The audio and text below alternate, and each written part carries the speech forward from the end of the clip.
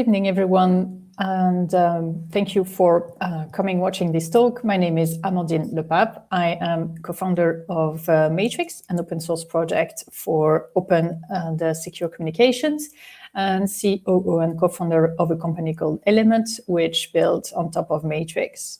I'm very happy to be talking about interoperability and open communication here today. And I'll get a bit into the details of what has been happening in the area. So let's talk about what is happening between the EU and the gatekeepers.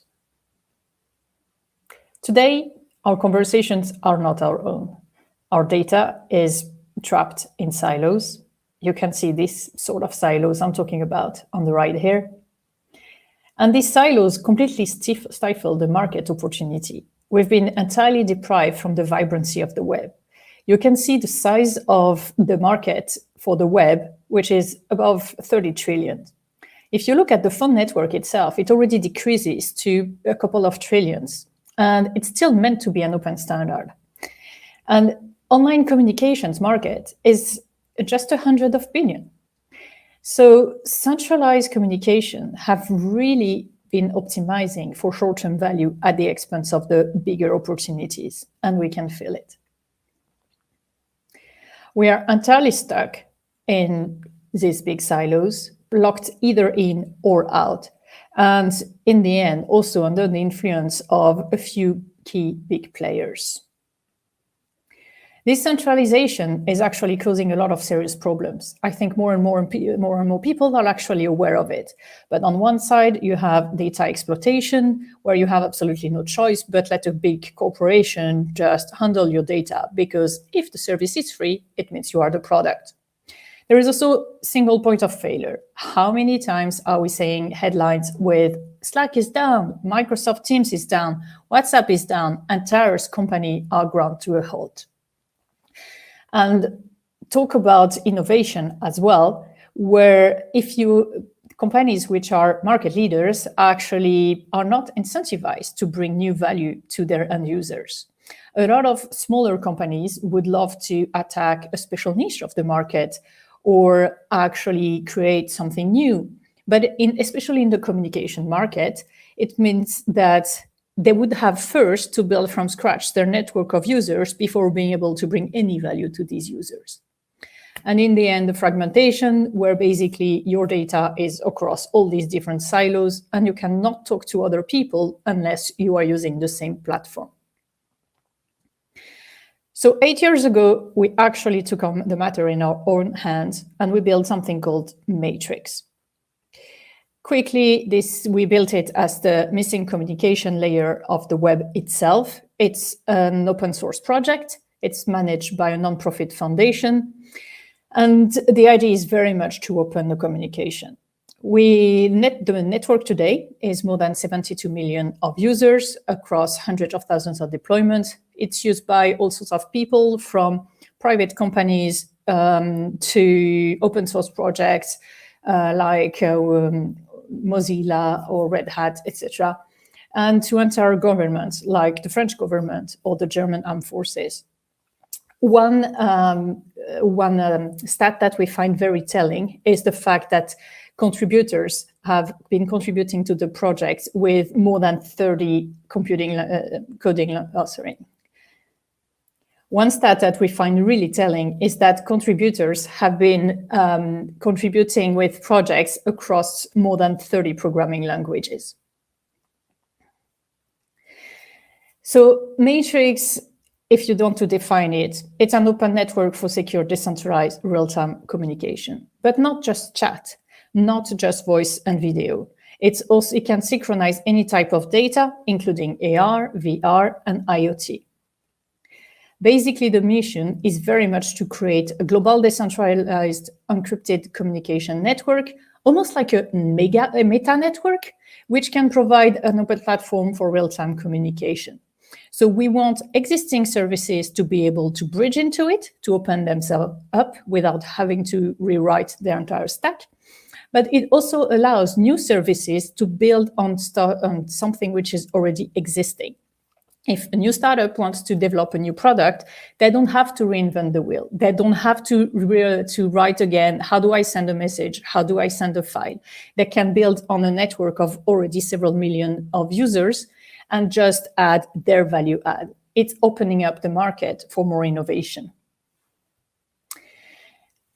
In the end, no single party owns your conversation with Matrix, and they're shared across all the participants.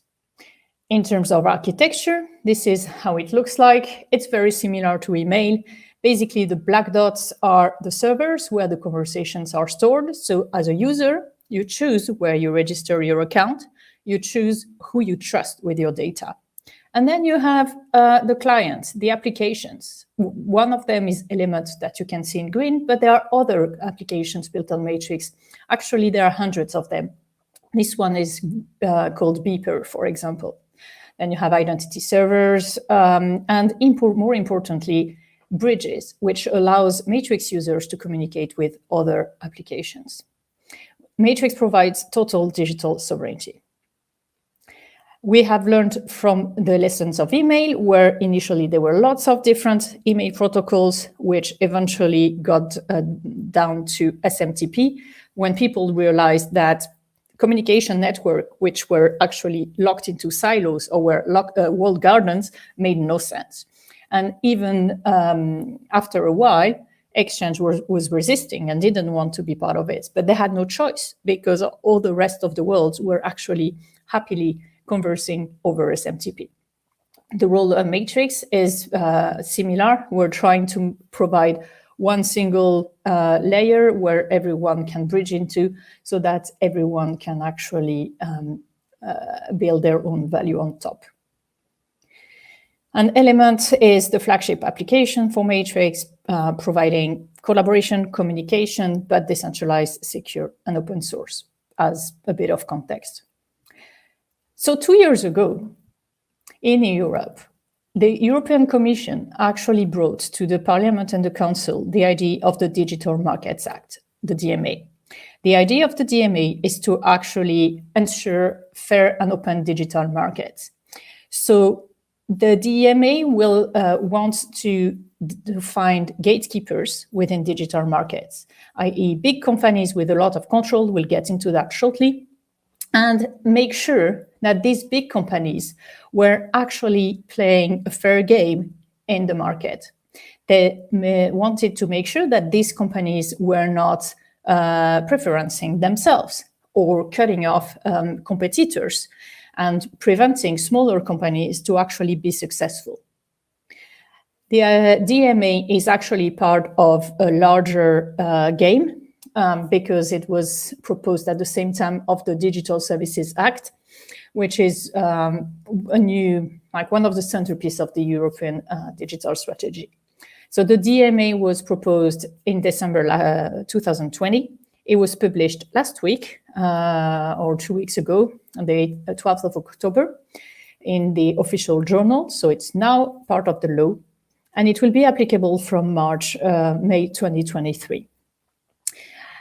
From mid-2024, the gatekeepers will be obliged to actually comply with the DMA.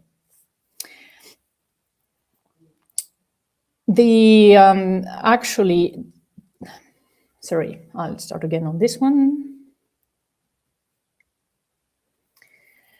The Digital Market Act has also been part of a longer game, which we've seen changing since 2014, and which have been seeing the GDPR come up as well in Europe. In terms of scope, it's tackling 4 different areas: the transparency in ad intermediation, making sure that people know why they're being shown these ads, preventing people to actually bundle or doing self-preferencing on the platforms, making sure that end users and business users can move between services, and limiting unfair practices. It also touches 8 different sectors: the online search engines, like think Google search, online intermediation services, so that's things like Google Play or App Store, etc., social networks, video sharing platforms like YouTube, communication platforms like WhatsApp and Gmail, which is what we'll be focusing here, operating systems like Android and iOS, cloud services, advertising services. So all of these sectors where you can see a big overlap between just a few couple big firms have been really having very strong practices against competition. So we're really playing on an antitrust game here. So what is the definition of a gatekeeper? The first thing is that it needs to have an impact on the EU internal market. So we're talking about looking at companies which not only are big worldwide, but actually big in Europe. To determine this, the EU will be looking at their turnover or their market value, which is already putting quite a high limit on it. So we're not forcing small companies to actually comply with this sort of legalities. And they also have to be providing the same core platform service in at least 3 member states. If one platform is very big in Europe, but only have the service in one state, it's not going to work. We want something global. Second, it needs to provide a core platform service, which is an important gateway for business users to reach end users. We're really focused on the business side here. We're talking about a market and enabling companies to actually grow in a fair market. So it looks at monthly active users and yearly active business users for that. And eventually, it must enjoy an entrenched and durable position in its operation. So we cannot ask a company which has been successful for a very short time and then disappeared to comply with this. It needs to have had a consistent monopoly or success. So what kind of interoperability has been expected? There is a big definition there, and I showed it off. But if I read it properly, the gatekeeper shall make the basic functionalities of its communication services interoperable with the communication services of another provider offering or intending to offer such services in the Union by providing the necessary technical interface or similar solutions that facilitate interoperability upon request and free of charge.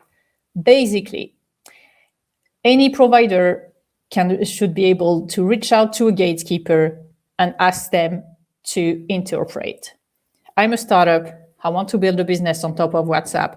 I should be able to go to WhatsApp and say, please open up some APIs so that I can connect to you and develop a business.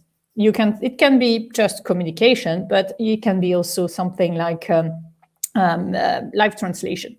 It doesn't have to be one chat system talks to another chat system. And second, the gatekeeper is obligated to provide this public and documented interface for it, free of charge. That's quite important. So when this is specifically focusing on what they call number-independent interpersonal communication services. So in plain English, we're talking chat, so not SMS. In terms of the features that the DMA is looking at, it will be one-to-one chat, which is the first thing that the gatekeeper will have to comply with, immediately when in 2024. And within the one-to-one chat, people should be able to send files and voice messages and these sort of things. Then they will have 2 years to comply for group chat and 4 years to comply for one-to-one and group voice and video calling. So it can take quite some time. Some of implementation, we can look at it. Some of it is easy, some of it is a bit more complicated. One of the requirements in the text was very important and interesting, is that the level of security, including the end-to-end encryption, shall be preserved across the interoperable services. And that is quite key, because some of these services, which are probably going to end up falling into the gatekeeper side, are end-to-end encrypted. Think WhatsApp or iMessage. And the last thing Europe wants is to make the users of WhatsApp or iMessage be less secure and have a service which is less secure in the end. We're going to see how this is actually going to work and how this can work. So how do we implement this? Now the law has passed, and in Europe, the European Commission has to work with the gatekeepers to determine how they can actually implement that. There had been huge debates back in March when the law was getting voted between the gatekeepers saying, this is not possible, this is not doable, and other players like us saying, well, we've done it. Of course it's doable. So now we're at the point where gatekeepers are going to have to look at precisely how they can actually implement all these requirements. The gatekeepers are not designated yet, but as soon as they will only have a few months to actually implement it. And the level of compliance to be a gatekeeper is pretty high. So the list of potential services is not very long. So how are we implementing this? Basically, this diagram shows you how the world is today. Each service is centralized with each their big server in the middle. And each service has a bunch of clients, hopefully more than 3, using it on one hand. But if you're on WhatsApp, there is no chance you're going to talk to someone on iMessage directly. So the first option on implementing interoperability is actually to provide a bridge. So if, say, iMessage is actually wanting to talk to WhatsApp, they're going to go knock at WhatsApp's door and say, please give me your APIs so that I can connect to it. And with that, iMessage is going to be able to develop a bridge, which is going to translate the protocol, the language of iMessage, into the language of WhatsApp and vice versa, so that the conversations can flow from one service to the other. The tricky thing is that both of these services are actually end-to-end encrypted. So it means that when a message is flowing from iMessage, it's arriving on the bridge fully end-to-end encrypted. It will have to be decrypted because the WhatsApp encryption is different. Then it will have to be translated from the iMessage protocol into the WhatsApp protocol, and then encrypted with the WhatsApp encryption before being sent to the WhatsApp user. It means that the bridge in this case is becoming a single point of failure. It's somewhere in the system where an attacker can go and actually read non-encrypted messages, which is not ideal. There are solutions to that, where the bridge could actually be run client side, but it's quite complicated technically. So this is one of the challenge with the interoperability using just bridging. But there are solutions that need to be worked on. Then if iMessage wants to connect to Facebook Messenger, it's the same setup, except it's much simpler because Facebook Messenger is not encrypted. So iMessage is going to be decrypted. The message sent from iMessage is going to be decrypted at the bridge level. And then it will be sent without encryption to Facebook Messenger because none of the messages in Facebook Messenger are encrypted and will be displayed for the end user. But in this case, it means that iMessage will have to send a clear indication into their user interface to the end user to say, hey, you are now sending a message which is not going to be end-to-end encrypted. Basically, the expectations of the end users need to be carefully managed in some of these cases. So the other option to actually connect all these services together is to actually use an open standard. So in the previous implementation, as we've seen, every time iMessage wants to connect to a new service, they will have to deploy a new bridges. And every other services wanting to connect will have to do the same. So we're multiplying the effort by as many services we want to connect to. If we use an open standard, it means that basically the service will have to translate their services and build a bridge just to the standard. And then it will give them access to an entirely new open network. And their users will be able to talk to any users connecting to this network. So if all of them are actually speaking the same open standard in the middle, then when iMessage connects to the network, it will have access to WhatsApp and Facebook Messenger and Signal and Telegram, etc. In this case, end-to-end encryption is preserved if the service has implemented the standard client side, which again is a bit tricky. They already have several standards out there. So Matrix is one of them, but there is also something called XMPP or ActivityPub, etc., etc. One of the risks with the DMA is that people actually sit down and try to reinvent a new open standard, whether that built on something which is existing, which would be a bit of a shame because for having done it 8 years later, it's quite tricky, especially with end-to-end encryption. So basically, in terms of implementation, there are definitely things out there that can be reused, things which have proven that end-to-end encrypted interoperability can work. But of course, there are also gaps.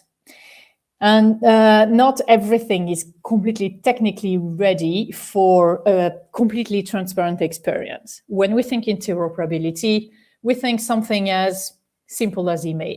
When you write an email to someone, you take the client you want, can be your app on your phone, can be Outlook. You write your email, you send it. Do you worry about which email provider your correspondent is using? No. Do you worry about which app they're going to use to actually open the email? No. And that's the ideal outcome of interoperable communication. But to get there, we need to solve a few things. First one is the user discoverability. Right now, we don't have a decentralized solution to figure out where someone, which application someone is using. We could do centralized services, but that would mean single points of failure, which is increasing the risk on the user, and we don't want that. So what we may want to do is a first version where when you are using iMessage and you want to talk to someone, you may have to ask them, so on which service can I reach you?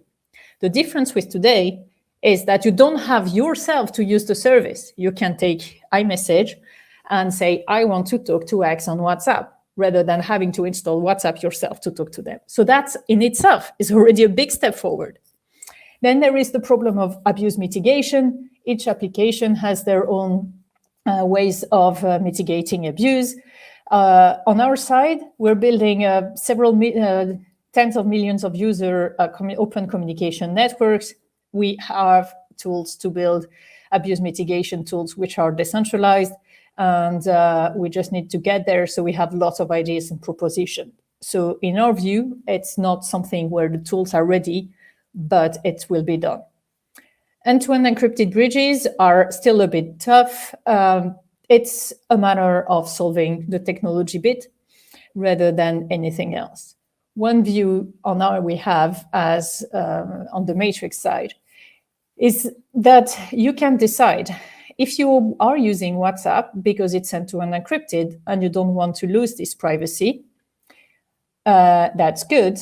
But if it allows to actually talk to your grandmother who is using a very specific messaging app built for elderlies, what is more important? The privacy for the conversation with your grandmother, or the fact that you don't have to force your grandmother to use WhatsApp? So for us, it's a bit of a question of freedom versus privacy at all costs. And it should be the choice for the user. The user should be clear on what is going to happen. And it's their decision on whether they feel ready and they feel that the ability to connect to someone else is more important than the privacy. There will definitely be situations where privacy is critical and you don't want to give up on it. And in the end, everything the ideal outcome is that interoperability should be secure and end-to-end encrypted. Where there are ways of doing it, it just needs to get there. And eventually, GDPR implementation it's going to implementation of the DMA will have to be careful about how it gives the tool for services to actually implement GDPR. If you're talking from iMessage to someone on WhatsApp and you say, iMessage, please GDPR me, i.e. remove all my data, we need to make sure that iMessage is sending the request to WhatsApp so that WhatsApp also deletes your data within this conversation, which has been rich. So definitely not everything is ready for it, but there is clearly enough to start doing the first steps. And there is still a lot of work that can be done pretty easily to get into interoperability. In short, the DMA is a huge step forward for the user sovereignty and the competitive market. It was really heartwarming to see the EU actually making a step in that direction. What we need to make sure is that the implementation actually makes sense, it's doable, so that the gatekeepers cannot go through it and not avoid it. We need to make sure it's easy and not being pushed back on the wrong reasons, because we know it's possible. We've done it, and we really want the world to feel the ability to and the freedom to talk to anyone they want without having to worry which app they're using, without being forced to embrace a service they don't want to use. Thank you. That's it from my side.